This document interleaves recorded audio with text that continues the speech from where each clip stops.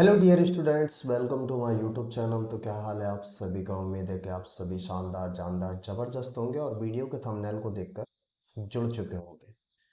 तो आपने जिस तरीके से थंबनेल पर आज देखा है, कुछ खास विद्यार्थी से हम आपकी मुलाकात कराने वाले हैं जिन्होंने इस वर्ष क्लास 10th में मैथ में 100 मार्क्स प्राप्त किए हैं, और जो कि लाना कोई आसान बात नहीं है।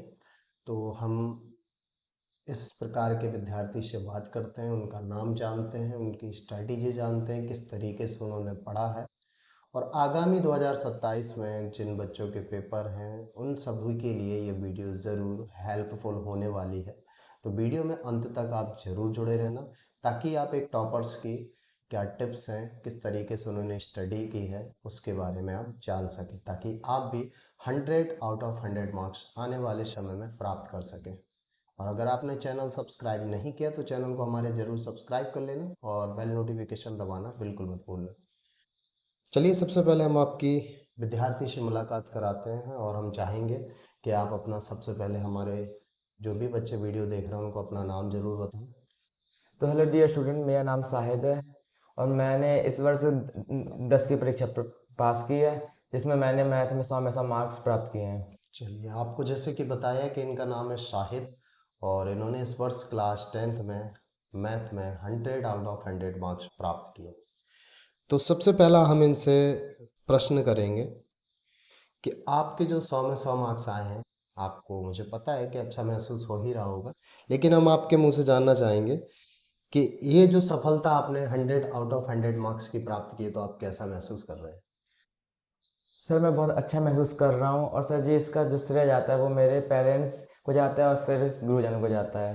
हाँ, तो जैसे बच्चे ने आपको बता दिया कि ऑब्वियसली यार 100 मार्क्स लाने पे अच्छा तो महसूस करते हैं, और साथ ही साथ इन्होंने बताया भी इसका क्रेडिट मेरे पेरेंट्स को और मेरे गुरुजनों को जाता है, जो कि स्वाभाविक सी बात है भाई, जाता ही है।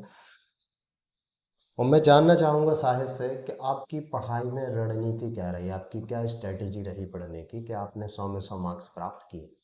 सर, मेरे पढ़ने की स्ट्रेटजी ये रही है कि मैं रात में मैथ लगाता था जितना हो सके, और सर जिस सुबह जल्दी उठ के मैं साइंस याद करता था, जिससे मेरे दोनों ही काम बन जाते थे।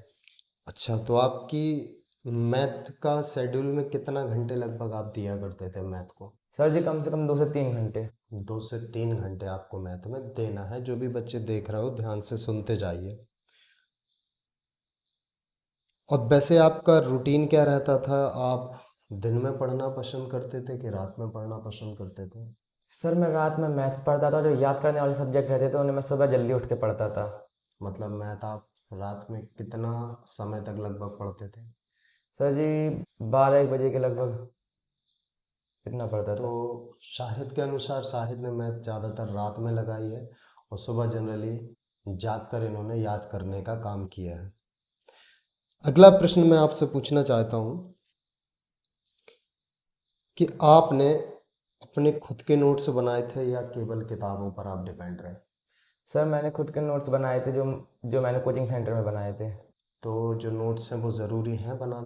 यस सर, बहुत ज़्यादा ज़रूरी है वो नोट्स बनाना। ठीक है। आप हमेशा याद रखिए, जो भी वीडियो देख रहे हैं, नोट्स बनाने बहुत ज़रूरी हैं।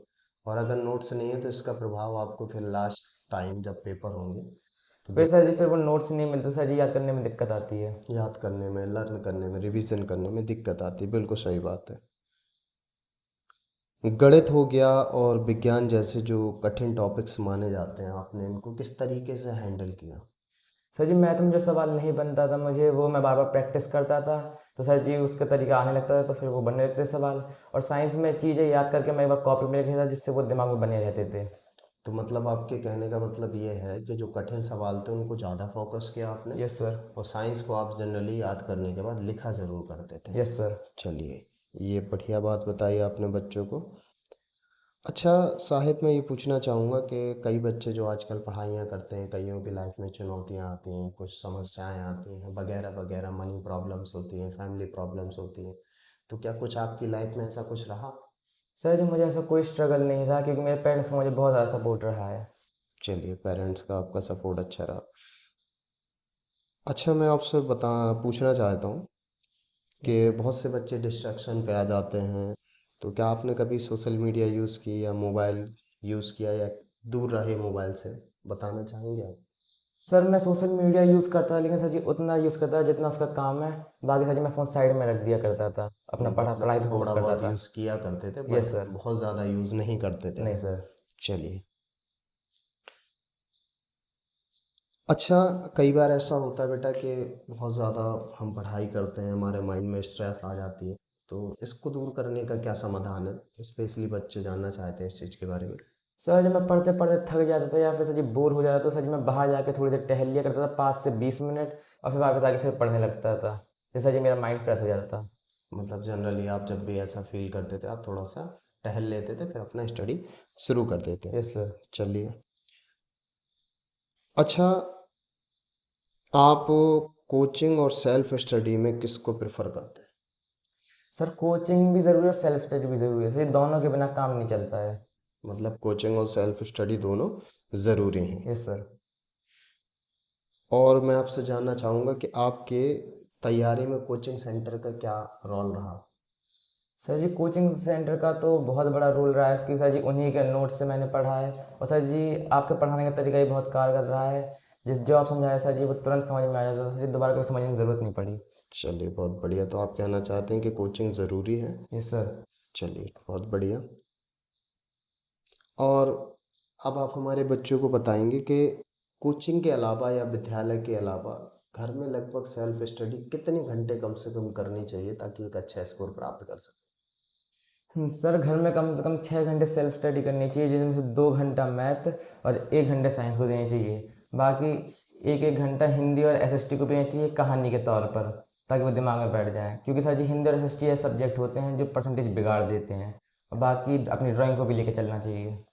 चलिए बहुत बढ़िया।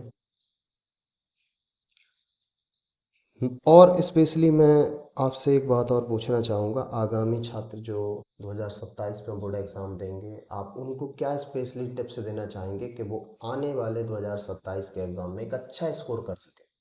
सर मैं यही सलाह देना चाहूँगा कि जो भी मैथ प्रैक्टिस करें, अपना प्रैक्टिस जितना हो सके उतनी ज़्यादा करें, क्योंकि मैथ प्रैक्टिस से ही बनती है।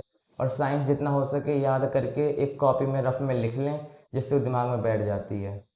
चलिए बहुत बढ़िया। और अब आपसे मैं पूछना चाहूँगा कि आपके लिए किताबें या ऑनलाइन प्लेटफॉर्म में कौन सबसे ज़्यादा मददगार रहा आपके लिए? सर मेरे लिए मददगार सबसे ज़्यादा किताबें रहें, क्योंकि सर जी मैं उन्हें कभी और कहीं भी पढ़ सकता था, और सर जी ऑनलाइन प्लेटफॉर्म मैंने कभी यूज़ नहीं किया। चलिए बहुत बढ़िया। तो ये कुछ इस तरीके सा एक छोटा सा इंटरव्यू था साहित्य का। और अब मैं आपसे पूछना चाहूँगा कि आने वाले समय में आप भविष्य में क्या बनना चाहते हैं? सर मैं भविष्य में रेलवे ग्रुप डी के फॉर्म फॉर्म डालूंगा, जिसमें मैं जेई की नौकरी करूंगा। तो जनरली आप कहना चाहते हो कि आप पहले रेलवे में जाएंगे और ग्रुप डी के एग्ज़ाम को निकालने के बाद और आने वाले समय में जेई के एग्ज़ाम्स दे के आप जेई बनना चाहते हैं यस सर। भविष्य में। यस ठीक है सर। ना? तो आपकी ये स्ट्रैटेजी है और स्ट्रैटेजी अपनी अपनी होती है, सबकी होना भी चाहिए। एक छोटा सा इंटरव्यू था। आई होप कि जो भी बच्चे देख रहे हैं उनके लिए कुछ हेल्प मिलेगी इस वीडियो से, उम्मीद करते हैं। और साहित्य के भी हम उज्जवल भविष्य की कामना करते हैं। जो भी बच्चा वीडियो देख रहा है उनके भी उज्जवल भविष्य की हम कामना करते हैं। और इसी तरीके की स्टोरी के लिए हम मिलते हैं नेक्स्ट वीडियो में। तब तक सभी को bye bye, good luck and best of luck बच्चों।